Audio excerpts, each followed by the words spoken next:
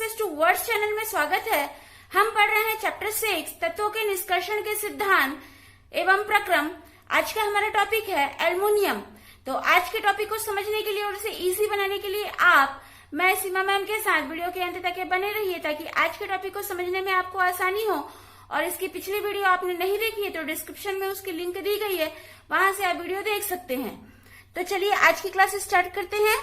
Aluminium, aluminium का प्रतीक Al, aluminium का परमाणु भार 26.98, परमाणु क्रमांक 13, संयोजकता 3, इसका इलेक्ट्रॉनिक विन्यास 1s2, 2s2, 2p6, 3s2, 3p1 लिखते हैं। ऑक्सीकरण संख्या +3, इसका एल्युमिनियम का आवर्त सारणी में स्थान। एल्युमिनियम को आवर्त सारणी में पी ब्लॉक के समूह 13 के उपवर्ग 3a में रखा गया है। इसको प्रसामान्य तत्व या नॉर्मल एलिमेंट भी कहते हैं। एल्युमिनियम को सबसे पहले 1837 में वोलर नाम के साइंटिस्ट ने इसे प्राप्त किया था और 1886 में हाल और हेरोल्ड नाम के साइंटिस्ट ने विद्युत के उपयोग से एल्युमिनियम को प्राप्त किया था। इसका पृथ्वी की सतह पर हम देखते हैं कि यह कितना प्रतिशत पाया जाता है। तो यह जो है ऑक्सीजन और सिलिकॉन के बाद पृथ्वी की सतह पर पाया जाने वाला तीसरा तत्व है जो कि 7.5% तक पाया जाता है। और एल्युमिनियम अधिक सक्रिय और क्रियाशील होने के कारण यह संयुक्त अवस्था में पाया जाता है और संयुक्त अवस्था में यह खनिज और अयस्क के रूप में पाया जाता है। यहाँ पर हम एल्युमिनियम के कुछ अयस्क और खनिज के नाम देखते हैं।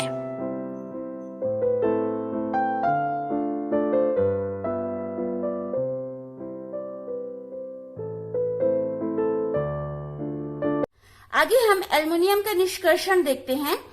एल्युमिनियम का निष्कर्षण इसके मुख्य अयस्क बॉक्साइट से किया जाता है।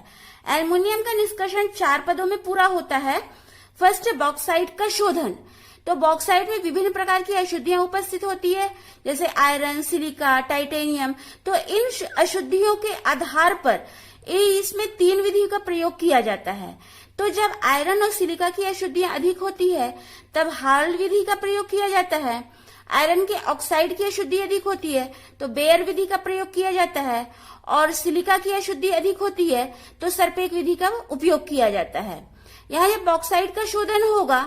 इसके बाद सेकंड में सूखी एल्युमिनियम हाइड्रोक्साइड का निस्तापन, थर्ड अनाद्र एल्यूमिना का विद्युत अपचयन और फोर्थ एल्युमिनियम का विद्युत शोधन।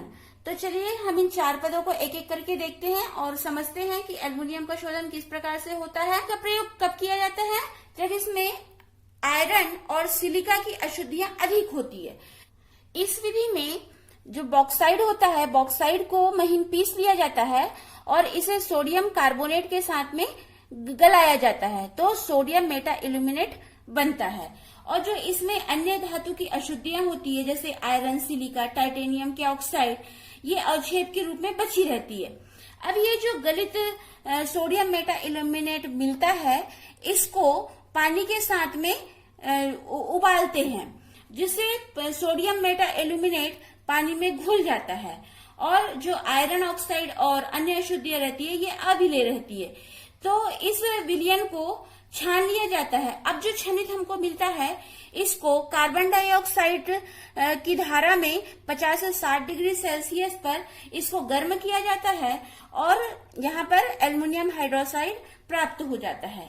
तो ये जो एल्युमिनियम हाइड्रोक्साइड मिलता है इसको धो करके सुखा लेते हैं। सेकेंड विधि है बेयर विधि। बेयर विधि में जब आयरन के ऑक्साइड की अशुद्धियां अधिक होती है तब इस विधि का प्रयोग किया जाता है। तो इसमें जो बॉक्साइड होता है, बॉक्साइड को सोडियम हाइड्रोक्साइड के साथ 473 से 523 केल्विन ताप पर और 35 से 36 एटमॉस्फेयर दाब पर इसको गर्म किया जाता है। सोडियम मेटा इल्यूमिनेट प्राप्त होता है और अशुद्धियां अवशेष के रूप में नीचे बैठ जाती है। इसको छान लिया जाता है। अब जो छनित मिलता है इस सोडियम मेटा इल्यूमिनेट को का जो जब छान देते हैं तो जो छनित मिलता है उसको खूब हिलाया जाता है जिससे ये जल अपघटित हो करके एल्युमिनियम हाइड्रोक्साइड प्राप्त होता है। तो इस एल्युमिनियम हाइड्रोक्साइड को छान करके अलग कर लेते हैं और आसुत जल से इसको धो करके सुखा लेते हैं। थर्ड है सरपेक विधि। जब बॉक्साइड में सिलिका की अशुद्धियां अधिक मात्रा में रहती है तब इस विधि का उपयोग किया जाता है। इसमें जो अशुद्ध अयस्क होता है इसको पीस करके कार्बन के साथ मिलाया जाता है और नाइट्रोजन गैस प्रवाहित करके इसको 1800 डिग्री सेल्सियस तापक्रम पर गर्म किया जाता है। इससे एल्युमिनियम नाइट्राइड प्राप्त होता है। इसमें जो सिलिका है वो सिलिकॉन के रूप में अपचयित होकर के वाष्पशील होने के कारण वाष्पित हो जाता है। यहाँ पर कार्बन मोनोऑक्साइड उप उत्पाद के रूप में प्राप्त होता है। अब इसमें जो एल्युमिनियम नाइट्राइड ये अवशेष के रूप में बच जाता है और इसके बाद इसको पानी के द्वारा अपघटित कराने पर एल्युमिनियम हाइड्रोक्साइड प्राप्त होता है। ये विधि बहुत इंपॉर्टेंट है क्योंकि इसमें लास्ट में अमोनिया भी प्राप्त होता है। यहाँ पर बॉक्साइट का शोधन कंप्लीट होता है। बॉक्साइट के शोधन से यहाँ पर सूखा एल्युमिनियम हाइड्रोक्साइड प्राप्त होता है। सेकेंड स्टेप में सूखी एल्युमिनियम हाइड्रोक्साइड का निस्तापन, चूंकि यहाँ निस्तापन हो रहा है मतलब कि ये ऑक्सीजन की अनुपस्थिति में होगा, तो यह अभिक्रिया घूर्णन भट्टी में होती है।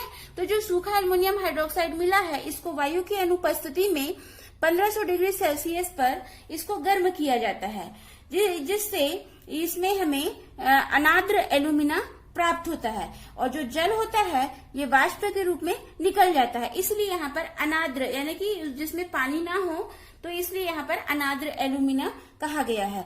तो इस प्रकार से हमको अनाद्र एल्युमिना प्राप्त होता है। थर्ड हम देखते हैं अनाद्र एल्युमिना का विद्युत अपचयन। थर्ड स्टेप है अनाद्र एल्युमिना का अपचयन। यहाँ पर जो सेकंड स्टेप है सूखी एल्युमिनियम हाइड्रोक्साइड का निस्तापन, इससे हमको प्राप्त होता है अनाद्र एल्युमिना। अब अनाद्र एल्युमिना का अपचयन करवाया जाता है। तो यहाँ पर इसकी हमको चित्र जैसे प्रदर्शित है एल्युमिनियम के उत्पादन के लिए विद्युत सेल। तो यहाँ पर ये विद्युत सेल में इसका अपचयन कराया जाता है। तो ये चित्र इस प्रकार से है कि इसमें जो है ये एक आयताकार पात्र होता है जो आयरन का टैंक होता है। इसमें साइड में एक निकास द्वार होता है जहां से एल्युमिनियम को बाहर किया जाता है। इसमें जो टैंक होता है इसके अंदर में कार्बन का स्तर लगा होता है जो कैथोड का कार्य करती है। अंदर में ग्रेफाइट की छड़ लगी होती है जो एनोड का कार्य करती है और ये ग्रेफाइट की छड़ें कॉपर की छड़ से जुड़ी हुई रहती है। जो एनोड होता है और कैथोड होता है इसके बीच में एक बल्ब लगा होता है। तो इसमें ये इस प्रकार से ये इस सेल की संरचना हुई। अब ये कार्य कैसे करता है तो इस सेल में कुछ क्रायोलाइट ले करके पहले इसको पिघला लिया जाता है। इसके बाद इसमें जो बॉक्साइड है इसको डाला जाता है। जो बॉक्साइड हमको जो सूखी एल्युमिनियम हाइड्रोक्साइड के निस्तापन से प्राप्त हुई रहती है उस बॉक्साइड को हम इस पिघले हुए क्रायोलाइट में डाल देते हैं। इसके बाद ये बॉक्साइड क्रायोलाइट में घुल जाता है। अब मिश्रण की विद्युत चालकता को बढ़ाने के लिए और गलनांक को कम करने के लिए इसमें कुछ फ्लोरस्पार डालते हैं। विद्युत प्रवाह करने पर जब इसका तापमान 900 डिग्री सेल्सियस हो जाता है तो बॉक्साइड का अपघटन एल्युमिनियम और ऑक्सीजन में होता है। तो जो एल्युमिनियम है ये कैथोड पर और ऑक्सीजन एनोड पर मुक्त होती है। तो यहाँ पर एल्युमिनियम को नीचे निकास द्वार से बाहर कर लिया जाता है और ऑक्सीजन एनोड के कार्बन से मिलकर के कार्बन मोनोऑक्साइड का निर्माण करती है। यहाँ पर जो मिश्रण की ऊपरी सतह पर कार्बन का चूर्ण भी पाया जाता है जिससे अधिक एनोड नष्ट होता है। तो विद्युत धारा प्रवाहित करने पर कुछ रासायनिक अभिक्रिया होती है। इसमें जो है ये क्रायोलाइट है, ये क्रायोलाइट अपघटित होकर के सोडियम फ्लोराइड और एल्युमिनियम फ्लोराइड बनाता है। ये एल्युमिनियम फ्लोराइड ये इसमें एल्युमिनियम 3++3 फ्लोराइड का निर्माण करता है ये। और एनोड पर जो ऑक्सीजन मुक्त होता है यहाँ पर चूंकि ग्रेफाइट है तो ये कार्बन के साथ मिलकर के कार्बन मोनोऑक्साइड और कार्बन मोनोऑक्साइड ऑक्सीजन से मिलकर के कार्बन डाइऑक्साइड गैस बनाती है। ये गैस के फॉर्म में रहती है इसलिए ये बाहर निकल जाती है। अब यहाँ पर जो एल्युमिना होता है ये एल्युमिना फ्लोरीन से क्रिया करके एल्युमिनियम फ्लोराइड का निर्माण करती है। इस विधि से 99.5% शुद्ध एल्युमिनियम प्राप्त हो जाता है। तो यहाँ पर जो ये बल्ब होता है, इस बल्ब का कार्य ये होता है कि जो बॉक्साइट की मात्रा जब सेल में कम हो जाती है तो उसकी चालकता कम हो जाती है, जिससे अवरोध बढ़ जाता है और बल्ब जलने लगता है। तो बल्ब जलने का संकेत यह होता है कि बॉक्साइट की मात्रा कम हो गई है, अब इसमें दोबारा बॉक्साइट मिलाना पड़ेगा। और इसमें जो 1 किलोग्राम एल्युमिनियम के निर्माण में लगभग 0.5 किलोग्राम कार्बन एनोड खर्च हो जाता है। तो इसलिए इस एनोड को समय समय पर बदलना पड़ता है। एल्युमिनियम के निष्कर्षण की 4th स्टेप है एल्युमिनियम का विद्युत शोधन। यहाँ पर हमें एल्युमिनियम के विद्युत शोधन की हूप विधि प्रदर्शित है। यह संरचना में जो बाह्य भाग होता है ये आयरन का बना होता है। इसका अंदर का स्तर कार्बन का बना होता है जो कि एनोड का कार्य करती है। ऊपर की तरफ ग्रेफाइट की छड़ें लगी होती है जो कैथोड का कार्य करती है। और साइड में इधर अशुद्ध एल्युमिनियम को डाला जाता है। तो यहाँ पर जैसे चित्र में प्रदर्शित है ये 3 तह बनाती है। तो ये 3 तह जो है ये घनत्व के अनुसार से ये 3 तहों में बैठ जाती है। तो जब इसमें क्रियाविधि होती है, इस सेल में तीनों तह उचित अवस्था में होती है। इसमें केवल घनत्व के कारण ये एक दूसरे से पृथक रहती है। तो इसमें जब विद्युत धारा प्रवाहित की जाती है तो बीच का जो विद्युत अपघट्य होता है यहाँ पर एल्युमिनियम, सोडियम, कैल्शियम के क्लोराइड होते हैं।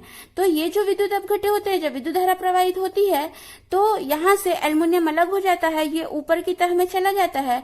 और जो मध्य की तह से एल्युमिनियम उतना ही ये नीचे की तह में भी आ जाता है। और कुछ जो अशुद्धियां रहती है, जब एल्युमिनियम शुद्ध होते जाता है तो वो ऊपर की तह में जाता है, लेकिन जो कुछ अशुद्धियां होती है वो नीचे की तह पर बैठने लगती है। तो यहाँ पर इस विधि से 99.99% शुद्ध एल्युमिनियम प्राप्त करते हैं।